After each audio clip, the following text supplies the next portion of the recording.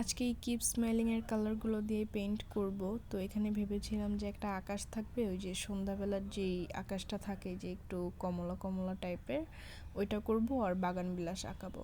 তো এইখানে আমি এত কমলা কালার ইউজ করছি যে এটাকে আর হালকা করতে পারতেছিলাম না। এখন তো আর ওই পেন্টিংটা হবেই না, তার মধ্যে রং শুকায়ও গেছে, আমি হালকা করতেই পারতেছিলাম না।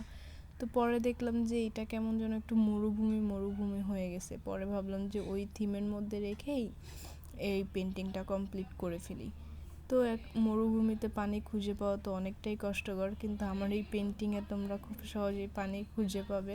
আর তার মধ্যে এই ছোটোখাটো কিছু ডিটেলস আমি আর্ট করে কোনো রকমভাবে কমপ্লিট করেছি, কারণ মরুভূমি তো কী বা আঁকাবো, মরুভূমিতে তো ভালো ছাড়া আর কিছুই খুঁজে পাওয়া যায় না।